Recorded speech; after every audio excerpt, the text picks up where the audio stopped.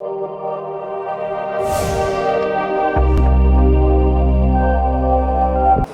روشن چٹان جو انسانوں کو راستہ دکھاتی ہے، پانی کے سمندر میں اور منزل کا پتہ بتاتی ہے، زندگی کے سمندر میں انسانی کشتیوں کے لیے قرآن وہ چٹان ہے جو انہیں زندگی کا پتہ بتاتا ہے، آخرت کا پتہ بتاتا ہے اور صحیح منزل تک پہنچا دیتا ہے۔ جب اللہ نے ہم نے اللہ سے دعا مانگی یا اللہ نے ہدایت دے، تو اللہ نے ہماری دعا قبول کر کے فرمایا الف لام میم ذالک الکتاب لا ریب فیہ ھدی للمتقین۔ لوگ تم نے مجھ سے ہدایت مانگی تھی نا، تو لو یہ کتاب آ گئی، یہ ہدایت کا ذریعہ ہے، یہ ہدایت کا سامان اور سبب ہے۔ اور یہ ذالک الکتاب لا ریب فیہ میں ایسا دعویٰ ہے جو کائنات میں نہ کوئی کر سکتا ہے، نہ کرے گا، نہ کسی کے بس میں ہے سوائے اللہ کی۔ جو کچھ اس میں لکھا ہے اس میں کوئی شک نہیں۔ شک خود عربی زبان کا لفظ ہے، ریب کا ترجمہ شک نہیں ہے۔ شک کسے کہتے ہیں کہ ایک آدمی وہاں وہ ملت روڈ پہ کھڑا ہے، اس کو پتہ ہی نہیں کہ مدرسہ حسنین کدھر ہے، تو کبھی ادھر دیکھتا ہے کبھی ادھر دیکھتا ہے، کبھی کہتا ہے یہ راستہ جاتا ہے، کبھی کہتا ہے یہ گلی جاتی ہے۔ اس کیفیت کو شک کہتے ہیں۔ الف لام میم ذالک الکتاب، ذالک عظیم الشان کتاب، لا ریب فیہ کا ترجمہ سمجھ میں؟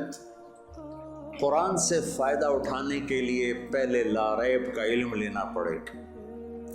جب قرآن کے بعد سامنے آئے تو زبان کہے لا ریب، دنیا فانی ہے لا ریب، آخرت باقی ہے لا ریب، دنیا دھوکہ ہے لا ریب، جنت حقیقت ہے لا ریب، اللہ حق ہے لا ریب، کفر باطل ہے لا ریب، کفر اندھیرا ہے لا ریب، اسلام نور ہے لا ریب، قرآن کتاب اللہ ہے لا ریب، سود ہلاکت ہے لا ریب، زنا ذلت و پستی ہے لا ریب، ظالم برباد ہوتا ہے لا ریب، جھوٹے پہ لعنت لا ریب، ظالم پہ لعنت لا ریب، ایمان پہ کامیابی لا ریب، نماز فرض ہے لا ریب، زکوٰۃ فرض ہے لا ریب، حج فرض ہے لا ریب۔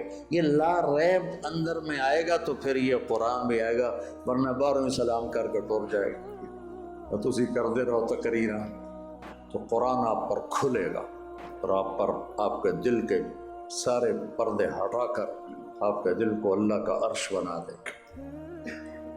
تو سب سے پہلا علم جو سیکھنے کا ہے وہ لا ریب ہے، ذالک الکتاب لا ریب فیہ، ہر قسم کے کھٹک نکل جائے۔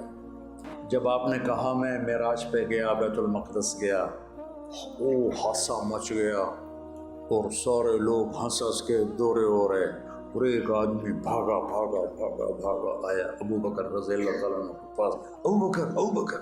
ایک آدمی اگر یوں کہے کہ میں رات کو بیت المقدس گیا، راتوں رات واپس آ گیا، آسمانوں پہ گیا، مانو گے؟ تو انہوں نے فرمایا کس نے کہا ہے؟ کہ تیرے ساتھی نے کہا، پھر مانتا۔ تو میرے نبی نے آپ کو صدیق کا ٹائٹل دیا۔ تو لا ریب بچوں کہاں سیکھیں؟ یہ تنہائیوں میں اللہ کے سامنے رونے دھونے سے آتا ہے۔ قرآن کی کتنی تفسیریں عیسائیوں نے لکھی، مستشرقین نے لکھی۔ تو یہ وہ روشن چٹان ہے جس سے راستہ ملے گا، ہر ایک کو نہیں، للمتقین، لیکن ہے ھدی للناس، قرآن پوری دنیا کے انسانوں کے لیے۔ ملے گا کس کو راستہ؟ اس سے تقوی والے۔ وہ کون ہے؟ کتنا آسان ہے۔ وہ جی آپ تو متقی ہیں، ہم تو بڑے گناہگار ہیں۔ وہ تقوی کوئی عرشاں تو لتھی شے جڑی ہر کوئی نہیں کر سکتا۔ اب بتاؤ اس میں کون سا ایسا مشکل ہے جو آپ اور ہم نہیں کر سکتے؟ الذین یؤمنون بالغیب، جو غیب پہ ایمان لائے، ہم سب ایمان لائے،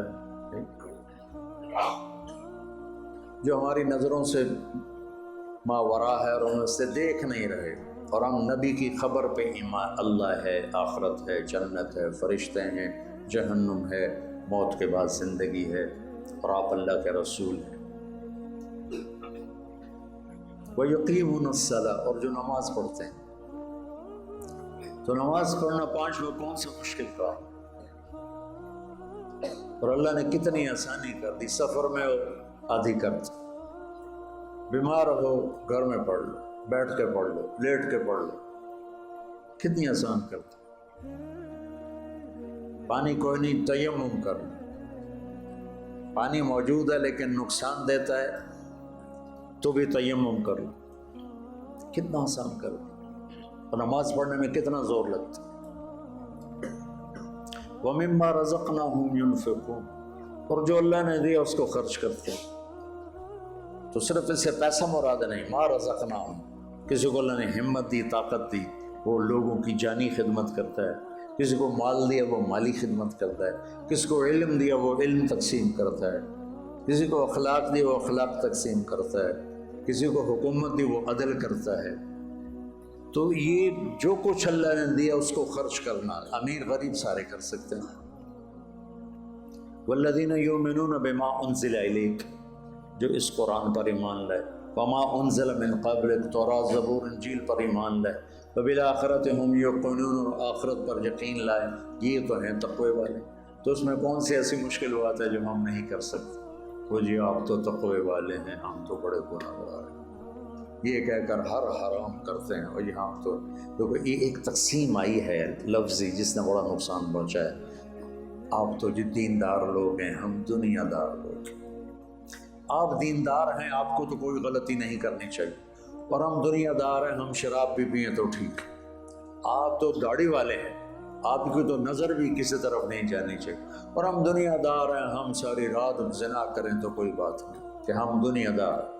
آپ دیندار ہیں، آپ کو دکان پہ غلط نہیں تولنا چاہیے، ہم دنیا دار ہیں، ہم ملاوٹ کریں، کھوٹ کریں، غلط تولیں، ہیرا پھیری کریں۔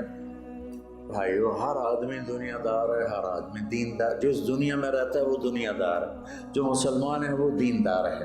ہم دیندار ہیں، اس نے ہمارے اندر تکبر پیدا کر دیا، ہم دنیا دار ہیں، اس نے ان کے اندر گناہوں کی کثرت پیدا کر دی، اور جو ہم لوگ گنہگار لوگ ہیں، ہم دیندار ہیں، یہ بھی ایک تکبر ہے۔